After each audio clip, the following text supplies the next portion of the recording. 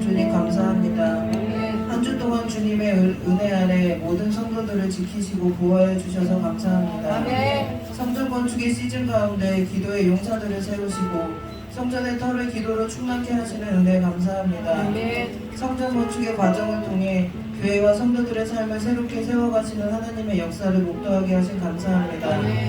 평생에 한 번도 보기 힘든 성전 건축을 우리 생에 2번이나 감당케 하시니 감사합니다. 이번 성전 건축은 여러 가지 우여곡절이 많았습니다. 세상적인 눈으로 봤을 땐 절망적이고 위기의 순간도 많았지만 위기를 기회로, 절망을 소망으로, 슬픔을 희락으로 바꾸시는 역전의 하나님을 찬양합니다. 성전 건축의 지지부진한 과정을 통해 기도하는 자들의 마음을 만지셔서 하나님 아버지의 마음을 강구하게 하시고 하나님의 성전을 사모하게 하셨습니다. 하늘꿈교회 성도들의 마음을 하나로 모이게 하셔서 남성교회를 통해 성전 건축 속도에 박차를 가하게 하셨습니다. 계속해서 하나님의 성전을 건축하는 일에 모든 성도들의 마음이 하나로 모이게 하시옵소서. 우리를 향한 하나님 아버지의 마음을 깨달아 알게 하시옵소서. 한 영혼을 향한 하나님 아버지의 애통하는 마음을, 영혼 구원을 향한 불령의 열정을 모든 성도들의 심령에 부어주시옵소서. 성전 건축의 과정을 통해 자신을 묶고 있는 가문의 저주와 모든 죄와 쓴뿌리가 모든 성도들의 삶에서 끊어지는 역사가 임하게 하여 주시옵소서. 모든 성도들이 믿음의 장성한 분량으로 세워져서 주님께서 보내주시는 귀한 영혼들을 품을 수 있는 넉넉한 그릇들이 되게 하시옵소서. 성전 건축을 위해 기도한 지 한 달 만에 준현이가 교회를 찾았습니다. 준현이가 들어오니 다른 아이들 몇 명도 기회를 놓칠세라 준현이가 온 다음날 바로 교회를 찾아왔습니다. 기도회를 통해 교회터에 기도가 쌓이고 성령으로 넘치니 영혼이 모여들고 있습니다. 마을에 매주 울려 퍼지는 우리 아이들의 웃음소리를 듣고 풍세 마을의 어린 영혼들이 성전에서 놀기를 사모하고 있었습니다. 다음 세대를 세워가는 비전을 품은 우리 교회에 풍세 마을 아이들을 보내주셔서 감사합니다. 우리가 영혼을 품을 수 있는 그릇이 될 때까지 인내하시고 기다려주셔서 감사합니다. 더욱더 우리 교회의 아이들의 웃음소리가 끊이지 않게 하여 주시옵소서. 노인들만 사는 적막한 마을에서 다음 세대들의 웃음소리가 넘쳐나는 소망 가득한 풍세되게 하시옵소서. 어린 영혼들이 우리 교회에 놀러와 성도들을 통해 예수님을 경험하게 하시옵소서. 그렇게 경험한 예수님을 평생 기억하며 어디에 정착하며 살든지 교회에 뿌리내리게 하여 주시옵소서. 맥주 감사주의를 열심으로 준비한 다음 세대 아이들을 축복합니다. 어른들의 개입 없이 준비하며 많은 어려움이 있었을 텐데 끝까지 절기 준비를 완수완결짓게 하신 감사합니다. 준비한 다음 세대 아이들의 마음에 은혜를 충만케 하시옵소서. 세상과는 비교도 안 될 참된 희락을, 절기를 준비하는 과정과 공연을 하는 과정 가운데 참 희락을 누리게 하여 주시옵소서. 예수의 피로 엮인 다음 세대 아이들이 서로를 든든한 동역자로 여기며 예수 안에서 끈끈하게 세워지게 하시옵소서. 기쁘고 힘들 때 서로를 살피며 마음을 함께하는 다음 세대들 되게 하시옵소서. 세상에서 선한 행실을 덕으로 쌓아 주변에 항상 돕는 자들과 선한 영향력을 주고받을 수 있는 자들이 넘쳐나게 하여 주시옵소서. 다음 세대 아이들의 평생에 늘 만남의 축복이 임하게 하여 주시옵소서. 인생의 좋은 멘토를 만나게 하시옵소서. 매주 월화 목요일 저녁 하나님께 자신의 시간을 쪼개내어드리는 아이들을 기억하여 주시옵소서. 하나님을 존중하는 것이 인생의 1순위가 되게 하시어 하나님께 존중받는 아이들 되게 하시옵소서. 모든 삶의 스케줄의 1순위가 예배 생활이 되게 하시옵소서. 부모 세대를 뛰어넘는 믿음을 가진 강력한 하나님의 군사들로 세워주시옵소서. 죽는 순간까지 예수님 붙잡고 살게 하시옵소서. 목사님 가정을 예수님 보혈의 피로 덮으시고 지키시고 보호하여 주시옵소서. 날마다 지치지 않는 새 힘과 능력을 부어주시옵소서. 하시는 모든 일마다 성령의 능력으로 함께하여 주셔서 범사가 형통한 삶 살게 하시옵소서. 하나님께 모든 것을 올인한 삶의 표본이 되어 하나님 안에서 성공한 삶, 재정의 거부가 된 삶, 성공한 목회자의 삶을 증거하는 목사님 가정 되게 하시옵소서. 계획한 모든 사역마다 충성된 자들을 붙여주셔서 잘 키운 성도 하나, 남의 교회 100명 성도 부럽지 않다는 말이 목사님 사모님 입술에서 끊이지 않게 하시옵소서. 성전 건축의 과정 가운데 교회와 교육관의 담이 허물어져 있습니다. 천군 천사를 담벼락 대신 세우셔서 부정한 자들과 악한 영들이 침입하지 않도록 지키시고 보호해 주시옵소서. 오늘 맥주 감사조의 풍성한 은혜 속에 모든 성도들이 교제하는 시간 되게 하시옵소서. 모든 영광과 존귀와 찬양을 받으실 예수 그리스도의 이름으로 기도 올립니다. 아멘.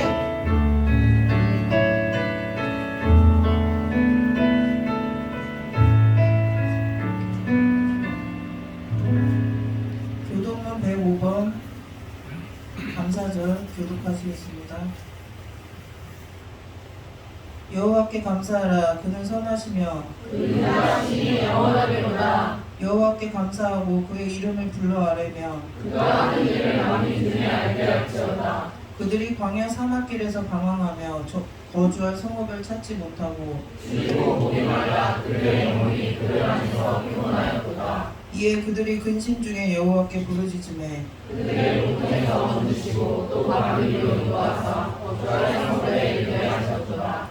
여호와의 인자하심과 인생에게 행하신 기적으로 말미암아 그를 찬송할지어로다. 그가 사모하는 영혼에게 만족을 주시며 주인 영혼에게 좋은 것으로 채워주시리로다. 아멘. 말씀은 신명기 16장 9절에서 12절 대신해서 읽겠습니다. 7주를 셀지니 곡식의 낫을 되는 첫날부터 7주를 세어 내 하나님 여호와 앞에 77절을 지키되 내 하나님 여호와께서 내게 복을 주신 대로 내 힘을 헤아려 자원하는 예물을 드리고 너와 내 자녀와 노비와 내 성중에 있는 레위인과 및 너희 중에 있는 객과 고아와 가부가 함께 내 하나님 여호와께서 자기의 이름을 두시려고 택하신 곳에서 내 하나님 여호와 앞에서 즐거워할지로다. 너는 애굽에서 종되었던 것을 기억하고 이 규례를 지켜 행할지니라. 아멘. 목사님께서 나오셔서 맥주절 설교 말씀 전해주시겠습니다. 우리 영광을 인사합시다. 사랑합니다. 축복합니다. 오늘은 맥추절이라는 제목으로 말씀을 나누도록 하겠습니다. 매년 절기가 되면 제가 이스라엘의 3대 절기에 대해서 말씀을 드립니다. 3대 절기 중에 가장 첫 번째, 그러니까 모든 절기의 근본이 되는 것이 6월절이고요. 두 번째는 77절, 오늘 본문에 나왔죠. 그리고 세 번째는 초막절입니다. 아시다시피 6월절은 이스라엘 백성들이 문설주와 임방의 어린 양의 피를 바름으로써 장자의 죽음을 넘어갔다 해서 6월절이라고 합니다. 그리고 그 어린 양의 피는 예수 그리스도의 보혈로 인해서 구원받는 죽음을 면하게 되는 것을 상징하는 것입니다. 또한 그 다음으로 77절은 오순절이라고도 하고 맥주절이라고도 하는데 처음 익은 열매가 누구죠? 예수 그리스도를 말하는 거예요.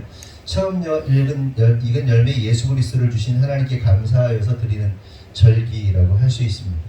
그리고 세 번째 초막절은 장막절 혹은 수장절 이렇게 표현하는데 이스라엘 백성들이 어떻게 하죠? 광야에서 어디에서 지내죠? 텐트에서 지내죠. 초막에서 지낸단 말이에요. 장막에서. 그 장막에서 함께 하셨던 하나님, 그리고 장막이라는 것은 하나님과 영원히 함께 거하는 것, 천국의 모형이라고 할 수 있습니다. 그래서 그 하나님과 함께 했던, 초막에서 함께 했던 그 하나님을 기억하고, 그리고 또 추수절기거든요. 그 수장절, 그래서 추수한 곡식들을 이렇게 보관하는 절기라고 해서 추수감사절 혹은 장막절, 초막절, 수장절이라고 부릅니다. 그리고 오늘은 그 가운데 두 번째 절기인 77절에 대해서 배우도록 하겠습니다. 77절의 다른 이름은 오순절이고요. 오순절의 다른 이름은 맥주절이라고 할 수 있습니다. 볼이 있는 시기에. 왜 77절인 줄 아시죠? 혹시 까먹으신 분 있으세요? 오늘 본문에 나왔잖아요. 7일을 7번 곱하면 7 곱하기 7은 49. 그래서 77절, 6월절 이후에 49일 이후에 7일이 7번 지났다. 그래서 77절이라고 하고, 오순절, 그래서 10일을 순이라고 부르거든요. 순이 5번 지났다. 그래서 오순절. 그래서 그때 주절이 시작됐다. 그래서 오순절 77절이라고 부르는 겁니다. 오늘 본문에는요, 하나님의 백성들이 맥주절을 지키는 데 있어서 하나님께서 중요한 세 가지 포인트에 대해서 말씀을 하고 계세요. 그러니까 너희들이 맥주절 77절을 지키려면 이 세 가지를 준행해야 돼. 이 세 가지가 빠지면 안 돼. 이 세 가지를 지킬 때 온전한 77절이 될 수 있어, 맥주절이 될 수 있어 라고 말씀하시는 겁니다. 그래서 오늘은 이 세 가지 부분에 대해서 말씀을 나누도록 하겠습니다. 그 세 가지 중에 첫 번째가 어디냐면 12절에 등장을 합니다. 다 같이 한번 읽어볼까요? 12절 시작.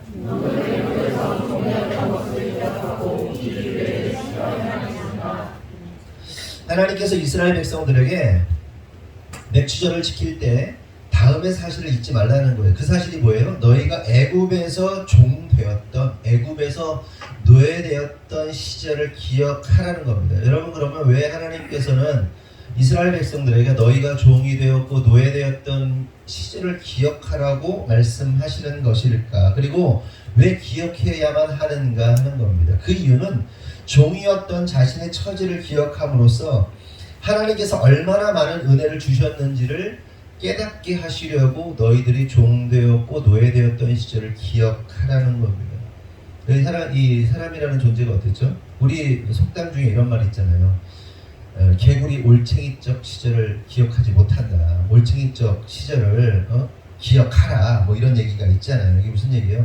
과거에 연소했던, 과거에 부족했던, 과거에 어리석었던 자신의 모습을 기억하고 자신의 본질이 어떤지를 좀 기억해내라는 속담으로서 이런 속담이 쓰여지잖아요. 성도는 우리가요, 과거를 기억하는 것은요, 뭘 기억하는 거냐면 자신의 본질을 기억하는 것입니다. 여러분, 호세아서 우리가 계속 말씀을 나누잖아요. 호세아서에서 하나님께서는 우리를 뭐라고 표현하십니까? 사막에 버려진 탯줄도 잘려지지 않은 채 버려진 유기된 그런 악이라고 표현하잖아요. 핏덩어리. 그냥 던져지고 버려지고 유기된 아이라고 표현하잖아요. 그러니까 이스라엘 너희들의 상태가 원래 이거였다 라고 하나님께서 말씀하시잖아요. 이처럼 우리는요, 자신의 본질을 기억해야 됩니다. 그런데 자신의 본질을 기억하고 인지해야 하는 중요한 이유가 있는데, 그것은 자신이 누구인지 본래 어떤 자인지를 기억할 때, 그런 자가 될 때 비로소 그 입술에서 감사가 나올 수 있기 때문에 그런 거예요. 자기가 어떤 존재인지, 자기가 어떤 상태에 있는지를 본질적으로 눈이 띄어졌을 때, 그게 띄어지면 어떻게 돼요? 그 입술에서 감사가 나오는 거예요. 여러분, 우리가 하나님을 만나면 어떻게 되죠? 하나님께서 우리에게 임재하시면 어떻게 되죠? 그 순간 성령이 임재하는 거죠. 성령이 임재하시는 순간 우리가 뭐가 열리는 거죠? 눈이 열리는 거예요. 인간의 본질이 열리는 겁니다. 내가 어떤 존재인지가 깨달아지는 거예요. 그래서 자기 존재를 인지하는 순간, 아, 내가 죄인이구나 라는 사실을 깨닫고 회개하게 되는 거예요. 회개는 하나님이 임한 자들에게만 나타나는 특징입니다. 아무리 신앙생활을 100년, 1000년 해도 하나님을 만나지 못하면 회개의 영이 부어지지 않은 것이기 때문에 회개할 수가 없는 거예요. 그래서 자기의 본질, 자기가 어떤 존재인지, 어떤 흙먼지 쓰레기 같은 존재인지를 인식하는 순간, 내가 이런 자였는데 하나님께서 이러한 자리로 나를 옮겨 놓으셨구나를 깨닫게 되고, 깨달은 자만이 감사할 수 있는 거예요. 여러분, 자기인지가 되면 감사가 나와요. 자기인지가 안 되면 감사가 나올 수 없어요. 감사하지 않아요, 인생. 며칠 전 제 아내하고 그 쭈꾸미 비빔밥을 먹으러 갔습니다. 비빔밥 먹으러 갔는데 이제 저하고 저는 이렇게 앉아있고, 제 아내가 저를 마주보고 앉아있고, 제 아내 뒤쪽에 어떤 한 60대쯤 되신 부부가 이렇게 둘이 앉아있는 거예요. 그래서 여자분이 저 남편을 보고 있고, 남편분이 이쪽을 보고 있는데 제가 남편분이 보이더라고요. 근데 남편분이 모르겠어요. 제 상상이에요. 그냥 이렇게 막 말씀하시는 내용이나 막 목소리가 커가지고 막 들리는데, 뭐 부동산 쪽 일을 하시는지 옷도 말끔하게 잘 입으시고, 반팔 입고, 이렇게 바지 이렇게 여기까지 올리셔가지고 딱 입고 단장하게 입으셨는데 목소리가 크더라고. 막 이렇게 막 자기 아내한테 막 얘기를 하는 거야. 얘기를 하는데 제가 이렇게 신경이 쓰이잖아요. 큰 소리로 얘기하시니까. 그래서 딱 살짝 봤어요. 봤더니 여기에 문신이 이렇게 있는데, 요즘 사람들 문신은 막 이렇게 막 휘황찬란 아주 디자인이 멋있다고 표현하기 어렵고 아주 그냥 무섭잖아요. 뭐 이렇게 있잖아. 디자인 된 거잖아요. 근데 옛날 사람들은 디자인 된 게 아니고 거의 뭐 착하게 살자 수준 문신이 이렇게 써 있어요. 안 보이는데 몇 글자 써 있더라고. 착하게 살자와 비슷한 뭐 수준이야. 보니까 한자였는지 뭐인지 머리 쓰니까 안 보이니까 이렇게 조악해 아주 조악한 문신이 이렇게 했는데 확 아내한테 막 이러면서 뭐 얘기를 하고 아주머니는 그냥 뭐 이러고 있는 거예요. 그래서 저 양반이 과거에 좀 노셨나 보다, 좀 침 좀 뱉으셨나 보다, 건달이셨나 보다, 뭐 이런 생각이 이게 딱 들었는데 음식을 주문하고 그분들이 기다리고 있는 거예요. 기다리고 있는데 음식이 딱 나왔어요. 그분들 테이블에 딱 나왔어요. 그들이 제가 그 아저씨를 보고 깜짝 놀랐습니다. 갑자기 심각한 표정으로 두 손 딱 모으더니 고개를 푹 숙이고 한참을 기도하시는 거예요. 진지하게 기도하시는 거예요. 두 가지를 느꼈어요. 첫 번째, 좋다. 저는 그분이 너무 좋은 거야. 그렇게 기도하는 게 너무 좋은 거야. 그래서 제 아내한테 얘기를 했어요. 여보, 지금 똑같은 얘기를 하면서 그런 분이 있으면 진지하게 기도하셔. 진지하게. 너무 보기 좋다. 좋다. 제가 이렇게 표현을 했습니다. 그리고 둘째로 제가 무슨 생각을 했냐면 이분이 자신의 과거, 본질을 잘 이해하고 하나님 앞에서 겸손하게 음식 앞에서 하나님께 감사의 기도를 드리고 있는 그 모습, 자기가 어떤 존재인지를 알고 감사함을 느끼시는 분이시구나. 이 사람이라는 게 그렇잖아요. 겉으로 드러나는 형태나 폼이라는 것이 아무리 사람이 변화돼도 그 성향은 튀어나오잖아요. 장형의 성향은 장형으로 튀어나오고. 근데 그분이 과거에 이렇게 좀 이렇게 그러신 분 같은데 그 겉으로 보이는 폼은 약간 건달스러운데 하나님 앞에서 한없이 겸손한 거예요. 이렇게 뭐 한참을 기도하시더라고. 자기가 어떤 존재인지를 이해하시는구나. 좀 삐딱하게 보면 삶하고 생활하고 신앙하고 이게 분리된 거 아닌가 이렇게 생각하실지도 모르겠는데 그냥 그게 이해가 되더라고요. 자기가 누군지를 아는 분이구나. 손을 씻고 하나님 앞에 겸손하게 그렇게 서는 걸 보면서 너무 보기 좋다. 너무 보기 좋다. 이런 생각을 했습니다. 여러분, 다시 말씀드리지만 감사라는 것은 자기의 본질을 아는 자만이 누릴 수 있는 특권이에요.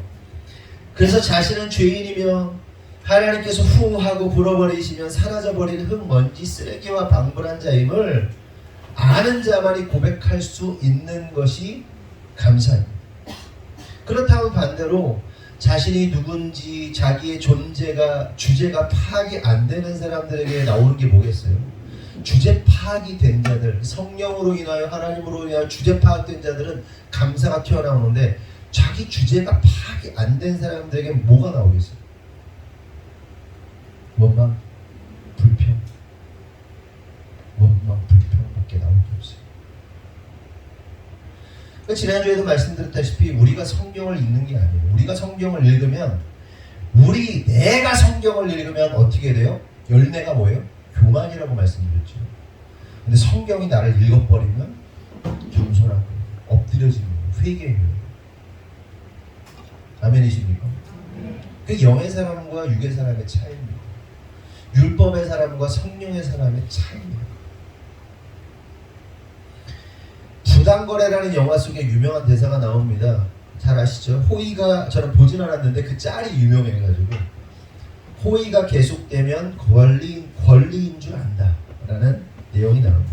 호의를 베풀었더니 이게 권리인 줄 알아. 이게 무슨 얘기인지 아시죠? 엄청난 대사죠. 그 대사의 맥락이 그렇습니다. 인간이라는 존재들이 어처구니 없게도 호의와 은혜를 계속 입게 되면 그것을 당연히 여기고 더 나아가 그것이 권리인 줄 착각한다는 거예요. 좋은 날씨를 주시고 공기를 주시고 먹고 살 수 있는 은혜를 주신 그 하나님의 은혜, 그 은혜를 계속 베풀었더니 당연한 거라고 생각해요. 사람들이 지가 잘나서 그렇게 사는 거라고 생각해요. 네? 우크라이나 러시아 전쟁이 일어난 걸 보면서 이렇게 난민들 막 다니는 걸 이렇게 보잖아요. 우리의 상황이 저 사람들의 상황이라면 어떨까 이런 생각을 해보거든요. 우리는 지금 당연하게 누리고 있는 이 일상이 그들에게는 얼마나 원하고 바라는 삶이겠어요. 그 평안한 삶. 네? 우리는 당연하지만 누군가에게는요 그렇게 원하는 삶이란 말이죠. 며칠 전에 박수홍이 나오는 동침이라는 프로가 TV 나오더라고요. 어디 식당에서 우연히 봤는데 동침 지금도 하나요. 박수홍이 뭐 한차 했다는 얘기 뭐 그런 거 모르겠어요. 동치미 뭔지 아시죠? 막 토크 이렇게 사회자라고 양쪽에서 막 이렇게 남자 여자 나와가지고 막 토크쇼 막 한단 말이에요. 뭐 고부 간의 갈등이 어떻고 가족이 어떻고 막 이러면서 막 이런 거 막 하잖아요. 요즘엔 나와요? 그렇구나. 한 여자 가수가 트로트 가수가 이렇게 나와가지고 그런 얘기를 하는 거예요. 자기는 1년 동안에 명절 기간 있잖아요. 명절 몇 번의 명절이 있잖아요. 그 명절 기간 동안에 자기가 명절을 지내기 위해서 가족들이 사용하는 돈이 6천만 원이래요. 6천만 원. 또 어떻게 쓰냐 했더니 명절에 대가족이 모인다는 거예요. 이렇게 보통 이렇게 부모가 어르신들이 있으면 형제들이 있잖아요. 그 형제들이 또 각각의 가정을 이루어가지고 또 자식들 낳고 손자 낳고 이렇게 했잖아요. 그래서 모이면 대가족이 모인대요. 당연하죠. 대가족이죠. 모르겠어요. 몇 가족이라고는 얘기를 안 했는데 한 5명 좀 되는 것 같아요. 느낌상 4-5 가정이 되는 것 같아요. 그래서 이렇게 막 대가족이 모이는데 그러면 그때 자기가 음식 먹는 거며 그런 돈을 다 쓴대요. 그리고 그걸 가지고 또 때로는 여행을 가고 그런데 그래서 여행 경비도 자기가 다 낸대요. 그러니까 트로트 가수니까 뭐 돈을 많이 버는지 그분이 결혼을 했는지 안 했는지 모르겠는데 나이가 좀 먹은 트로트 가수인데 그래서 막 제가 다 쓴다 뭐 자기가 막 쓰는 거를 이제 자랑을 하는 거죠. 그랬더니 패널들이 듣고 있다가 이런 얘기를 하는 거예요. 그렇게 베풀었는데 그렇게 호의를 베푸는데 너무 훌륭하신데 혹시 속상한 적은 없었냐? 속상하고 뭔가 이렇게 좀 그랬던 적이 없냐? 그랬더니 이제 처음에는 막 아무 문제 없다는 식으로 처음에는 얘기하다가 나중에는 뭐라고 그러냐면 있다 무슨 일이 있었냐? 그랬더니 코로나 기간을 겪었잖아요. 그러면서 가수 활동을 못했대요. 자기가 가수 활동을 못해가지고 돈이 영 안 돌아가지고 내가 이번에는 명절을 못 가겠다. 그러니 형제들만 모여서 부모님들하고 잘해서 이렇게 보내라 라고 얘기를 했다는 거예요. 그런데 들려오는 소식으로는 그 가족들 중에 몇 가정인지 모르겠어요. 근데 3가정이 명절 지키지 않았다는 거예요. 그래서 왜 그러냐 그랬더니 그러니까 이분이 왜 6천만 원을 쓰게 되냐면 그것도 있지만 다 명절을 보낸 다음에 지나갈 때 집에 갈 때 다 봉투를 준다는 거예요. 한 사람 한 사람 형제들한테 조카들까지 다 봉투를 주어서 그렇게 돈을 많이 준다는 거예요. 근데 이번에 자기가 참석을 안 한다니까 돈을 못 받잖아. 돈 봉투를 못 받잖아. 그래서 안 갔다는 거예요. 3가족. 그러면서 이야 어떻게 그럴 수 있냐 두둑하게 받다가 못 받으니까 어떻게 참석을 안 할 수 있냐 라면서 그런 얘기를 하더라는 거예요. 그러니까 요즘 애들 말로 먹튀 하는 거예요. 먹튀. 그 모습을 보고 현타가 왔다. 요즘 애들 말로. 여러분 사람들이 보통 이렇게 이 빨대를 꼽아서 누군가 빨대 탁 꼽아가지고 쪽쪽 빨아먹는다는 표현 쓰잖아요. 그 빨대 꽂혀 빨림을 당하는 사람을 우리가 전문용어로 뭐라고 부릅니까? 호구. 그러니까 호구 만들고 그렇게 은혜를 베풀고 호의를 베풀었는데 돌아오는 것은 배신, 절망감, 실망감. 여러분 그런데요 우리가 잘 생각해 봐야 됩니다. 혹시 우리가 이런 배은망덕한 자들, 먹튀하는 자들 그래서 우리에게 놀라운 은혜를 부어주시는 하나님을 이런 호구로 만들어버리는 자들이 아닌가 생각해 봐야 돼요. 네? 내가 우리 하나님 호구 만드는 자 아닌가 하나님한테 빨대 꽂아가지고 쪽쪽 빨아먹고 먹튀하는 자들 아닌가 생각해 봐야 한단 말입니다. 그런데 이스라엘이 뭐 한 거예요? 그거 한 거예요. 하나님 호구 만든 거예요.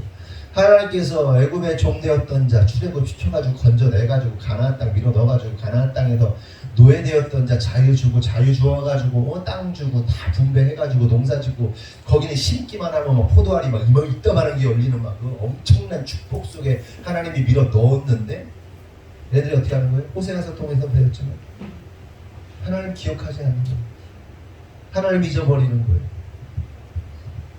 그렇게 먹고 살만해지자 하나님의 은혜를 잊고 하나님을 호구 만들고 먹튀한 겁니다. 이게 배은망덕한 이스라엘의 모습이었다는 거예요. 그래서 하나님께서 뭐라고 부르시는 거예요? 오늘 본문에 12절 다시 한번 읽어볼까요? 시작.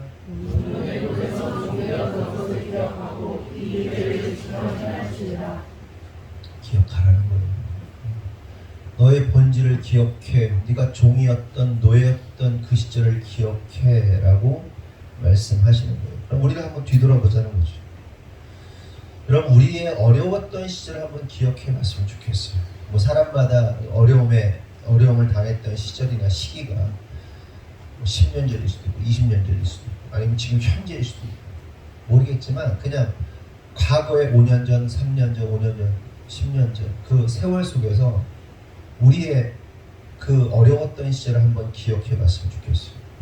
마치 종되었던, 노예되었던 시절, 직업적으로, 사업적으로, 가정적으로 인생의 가장 어려웠던 시절을 기억해 봤으면 좋겠어요. 눈물을 흘릴 수밖에 없었던, 그렇게 절망할 수밖에 없었던 그 어려운 시절.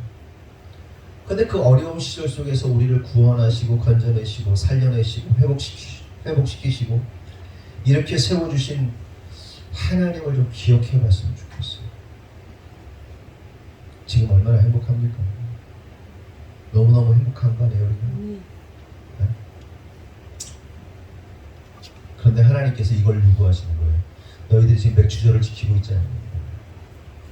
그 어려움 속에서 건져낸, 예수를 알지 못하던 너를 건져낸 그 죽음과도 같은 그 어두움 속에서, 아픔 속에서 건져낸 나를 좀 기억해라.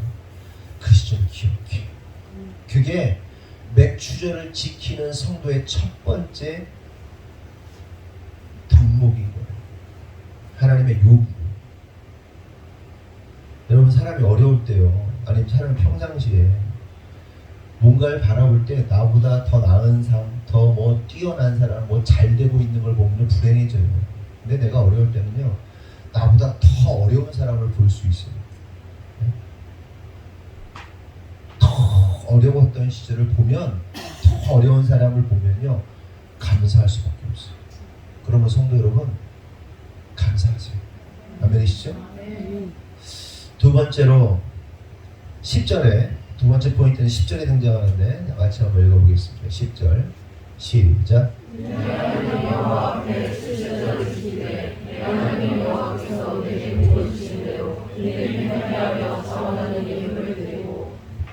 하나님께서 이 맥주절을 지키는 자들에게 요구하시는 두 번째 하나님 마음을 우리가 알 수 있는데, 그것은 성도는 맥주절을 지킬 때 내 하나님 여호와께서 내게 복을 주신 대로 내 힘을 헤아려 자원하는 예물을 드릴 수 있어야 한다는 겁니다. 그러니까 목사가 가장 어려워하는 설교는 예물 설교죠. 헌금 설교죠. 헌금 많이 하라고. 요즘 목사님들 하지도 않고 저도 잘 하지도 않고, 그런데 그럼에도 불구하고 한번 해야 하면 가장 부담스러운 게 헌금 아닙니까? 그런데 그럼에도 불구하고 성경에 나와 있으니 좀 말씀을 나누도록 하겠습니다. 여기서 궁금한 것은 내 힘을 헤아려 자원하는 예물을 드리는 것이 도대체 무엇인가, 어떻게 하는 것이 힘을 헤아려 자원하는 예물인가 하는 겁니다. 먼저 헤아린다는 말은 미사인데 충분히, 충족할 만큼이라는 뜻을 가지고 있어요. 그러니까 이 말은 하나님의 백성들은 맥주절을 지킬 때 네가 생각할 때 충분히 충족하는 마음이 들도록 그것도 힘을 다하여서 드리라고 말씀하십니다. 힘을 다하여. 네가 생각할 때 진짜 충분한 느낌이 드니? 그리고 네가 힘이 들 정도로 드리니? 이 얘기를 하는 거예요. 힘을 다한다는 것은. 제가 이만큼 들고 힘을 다하진 않죠. 뭐 들을 때 힘을 다하는 거잖아요. 그러니까 사실은 되게 부담스러운 거예요. 되게 부담스러운 수준을 말씀하시는 거예요. 드릴 때. 그런데 전제가 있어요. 전제. 뭐냐? 그것은 하나님께서 내게 복을 주신 대로, 이렇게 앞에 전제부터. 하나님께서 너에게 복을 주신 대로 힘을 다해서 충분히 드려라, 이렇게 말씀을 하시는 거예요. 복을 받았다네. 복을 받은 대로. 여러분, 맥주절 예물이라는 것은 그동안 우리가 이제 감사의 절기가 추수감사도 있잖아요. 맥주가 먼저고, 그 다음에 맥주절기는 감사의 시작 절기고, 추수감사는 감사의 마지막 절기라고 할 수 있습니다. 이 절기 속에서 우리가 하나님 앞에 받은 은혜에 대해서, 은혜에 대한 감사를 믿음으로 표현하는 것이 예물이라고 할 수 있습니다. 그래서 맥주 예물을 드릴 때는요, 어떻게 한다? 힘을 다해서 충분히 드려야 한다는 겁니다. 그리고 실제로 우리 성도들의 특징 중에 하나가 사실 추수감사 헌금보다 맥주감사 헌금을 더 많이 하잖아요. 그러니까 사실은요, 맥주감사 헌금이라는 것은 우리가 실제로 추수를, 우리가 농경사회는 아니지만 추수할 때, 가을 추수할 때 더 수확이 많습니까? 아니면은 이 맥추절기에 거둬들이는 게 더 많아요. 그러니까 돈으로 말하면 맥추 때 돈을 많이 벌어요. 추수감사 때 돈을 더 많이 벌어요. 이렇게 수확이 많냐면 뭐가 많냐면 당연히 추수죠. 그런데 왜 여기서 맥추 때 힘을 다해서 드리라고 하실까? 그냥 심는 겁니다. 그리고 미리 감사.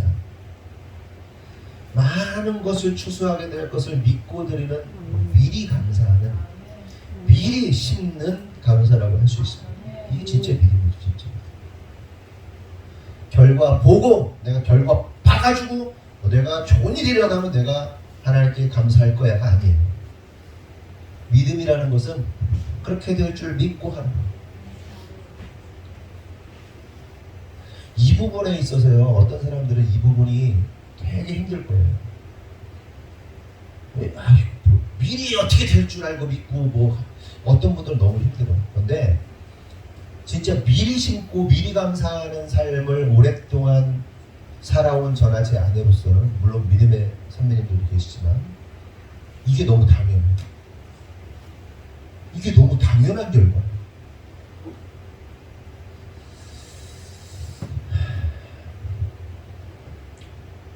맥주의 예물은 그렇게 힘을 다해 충분히 드려야 된다.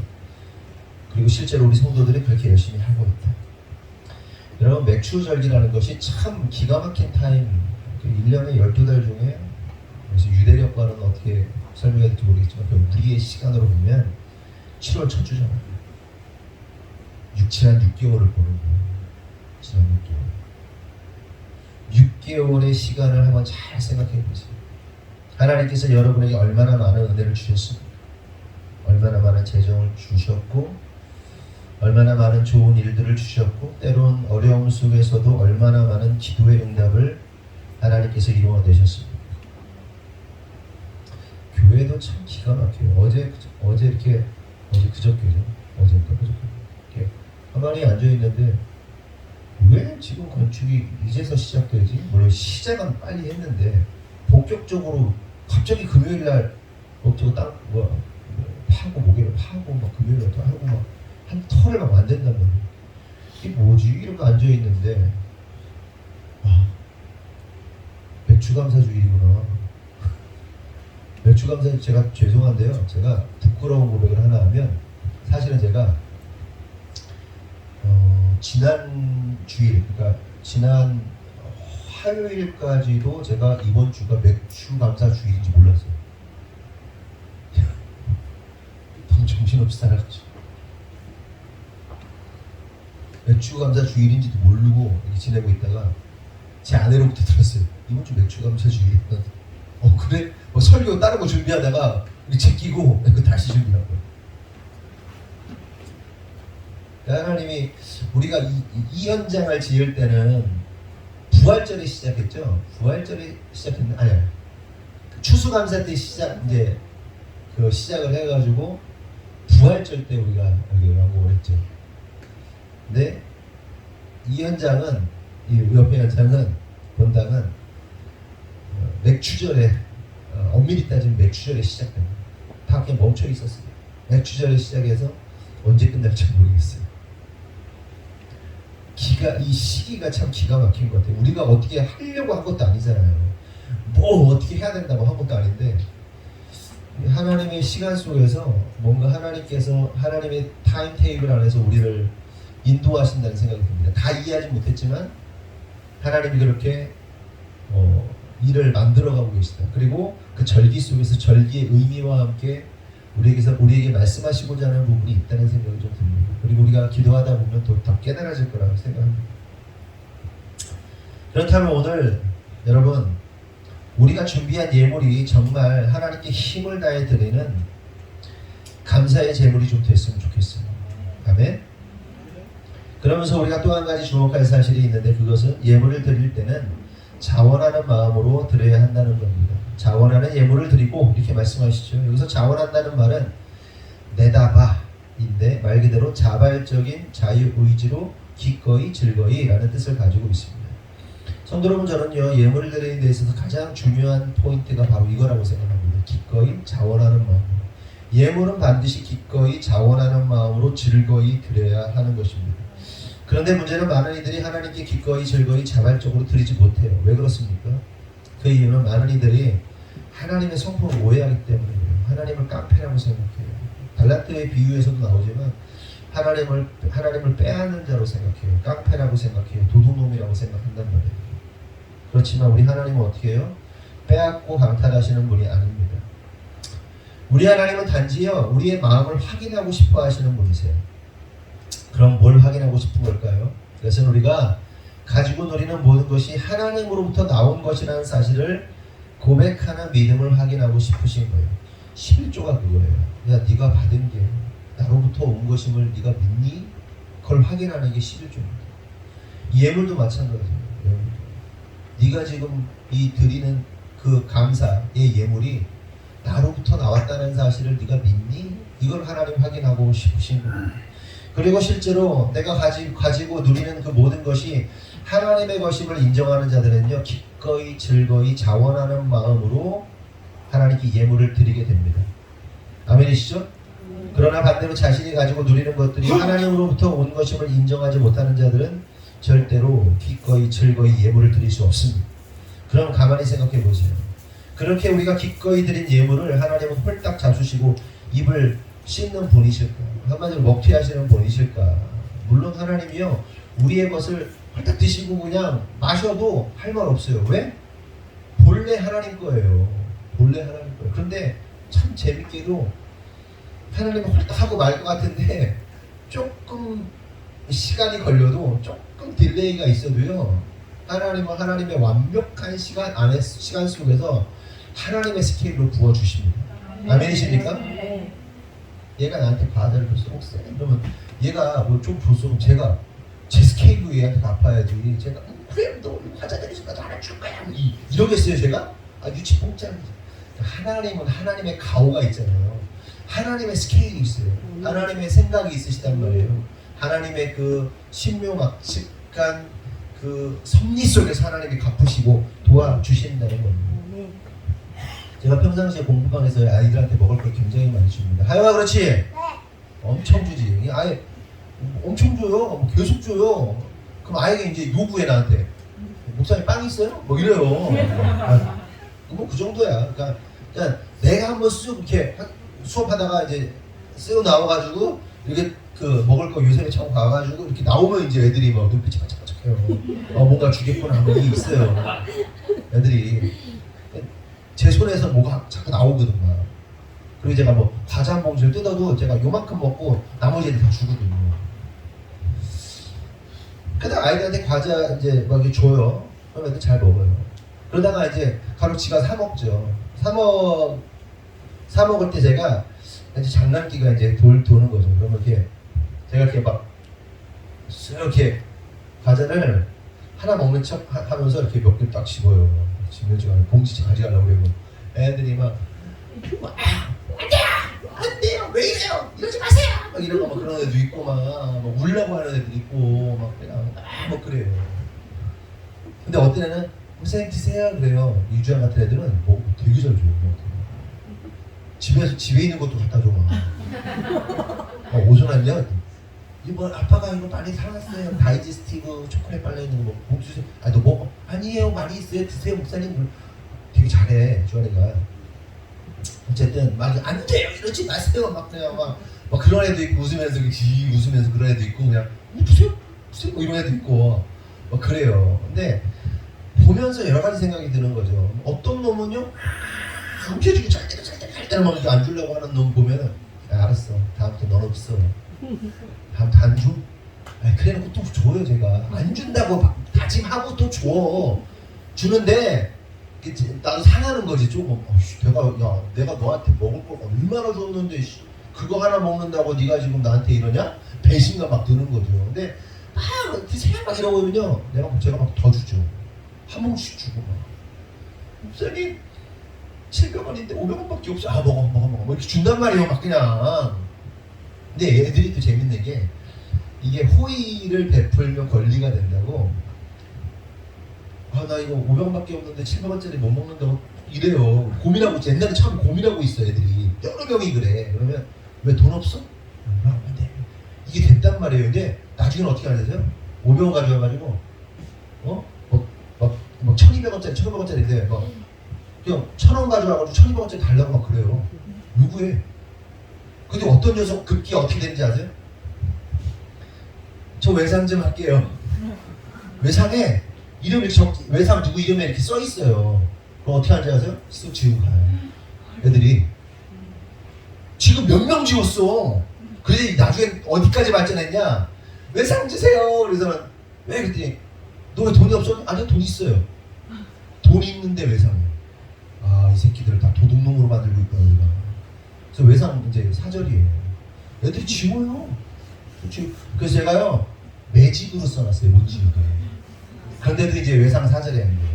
인간이요 호의가 나중에 권리가 되고 권리하다 못해 도둑질하고 빼앗는 자가 되는 거예요. 인간이 이렇게 나빠요. 애새끼들이. 믿어주려고 했는데 참. 하나님 입장에서 보자고요. 줬는데도 움켜쥐고 막 빼앗아 먹으려고 그러고 막 이런 애하고 막 베풀려고 하는 애하고 감사를 알고 베풀려고 하는 누가 더 이쁘겠어요? 누가? 성도들도 마찬가지 아니겠습니까? 여러분 오늘 맥주감사 예물 제가 노골적으로 준비하셨잖아요. 아멘이시죠? 근데 제가 하고 싶은 얘기가 이거예요. 우리 중에 그게 막 그냥 억지로 하시는 분, 억지로 준비한 분들이 한 분도 없을 거라 생각하는데 억지로 하거나 인색함으로 하거나 아니면 좀 이렇게 뭐랄까 이렇게 찝찝해하고 아까워하고 이런 분 있는지 모르겠어요. 그러니까 그런 분들은 헌금 하지 마세요. 분명히 말씀드려요. 안 하는 게 좋아. 왜 굳이 돈을 날려? 네? 내가 부모님은 뭘 하는데도 억지로 이렇게 이게 뭐가 의미가 있어? 감사로 드리는 건데. 근데 기왕 할 거면 지금 이 순간 마음을 확 뒤집으세요. 아 기뻐해야지, 감사해야지. 막 시험 들었던 마음을 막 마음을 돌이키세요. 그게 안 돌이켜지잖아요. 그럼 하지 마세요. 진심으로 하는 얘기예요. 여러분 아니어도 헌금은 충분히 많아요. 안 해도 상관없어요. 네, 뭔가 그게 아니다 그러면 감사를 바꾸시고. 그런데 우리 중에 저같이 맥주 감사합니다 이렇게 하시는 분도 있을 거예요. 계좌로 쏘세요. 요즘 계좌로 많이 쏴요 지금. 그럼 헌금 개수가 빈칸이 많아. 계좌 입금을 해요.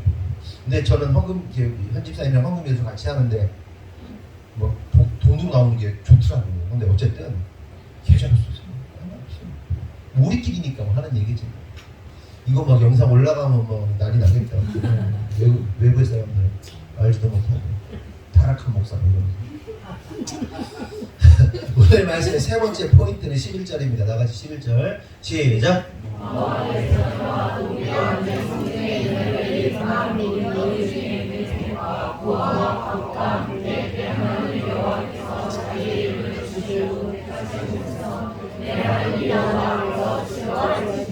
매출을 지킬 때 누구와 함께 하라는 거예요? 자녀, 노비, 레위, 객들, 고아, 과부 여호와 앞에서 함께 즐거워하라. 그럼 가만히 생각해 보세요. 이들이 어떤 자입니까?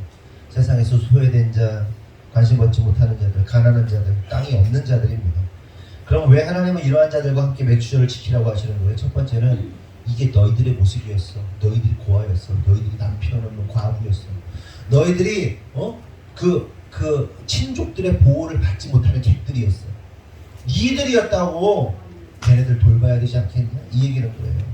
너희들이 그렇게 하나님의 은혜로 구원받은 것처럼 그들에게 은혜를 베풀어야 되지 않겠냐? 이게 맥주절을 지키는데 굉장히 중요한 요소예요. 그럼 생각해 보자고요.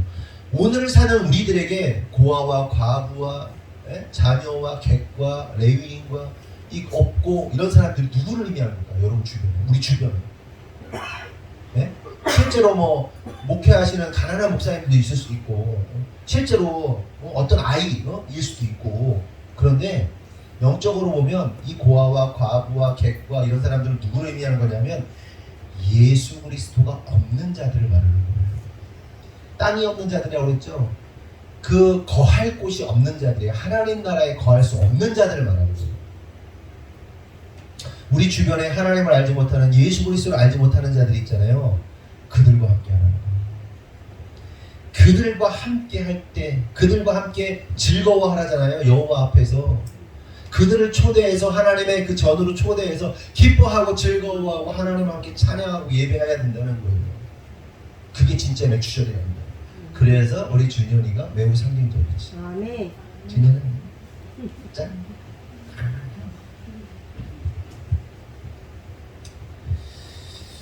말씀 정리합니다. 오늘은 맥주절입니다. 맥주절을 지키는 성도는 반드시 세 가지를 기억해야 돼요. 첫째, 우리의 본질이 종이었다, 노예였다는 사실을 기억해야 합니다. 둘째, 우리 믿는 자들은 맥주절에 힘을 다하여 기꺼이 자원하는 마음으로 하나님께 예물을 드릴 수 있어야 된다. 셋째, 우리 주변에 예수를 알지 못하는 영적으로 가난하고 소외된 자들을 돌아보고 그들에게 복음을 전해서 천국잔치에 초대해야 한다.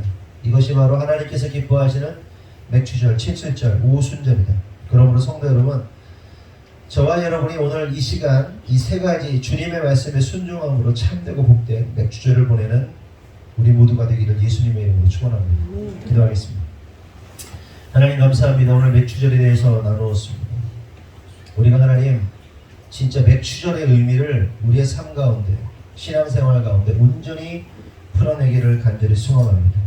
우리의 힘으로는 할 수 없습니다. 주님께서 은혜 주시고 주님의 능력으로, 십자가의 능력으로 함께 하셔서 우리가 온전히 주님 앞에 내 자신이, 내 본질이 어떤 자였으며 또한 하나님 앞에 감사함으로 나아갈 때 기꺼이 자원하는 마음으로 드릴 수 있으며, 또한 그 하나님을 알지 못하는 소외되고 버려진 천국잔치에 함께할 수 없는 자들을 초대하고 전도함으로써 그들과 함께할 수 있는 참되고 복된 맥주절을 지낼 수 있도록, 지킬 수 있도록 주님 축복하여 주시옵소서. 주님께서 이루실 줄 믿사옵고 예수님의 이름으로 기도합니다. 아멘.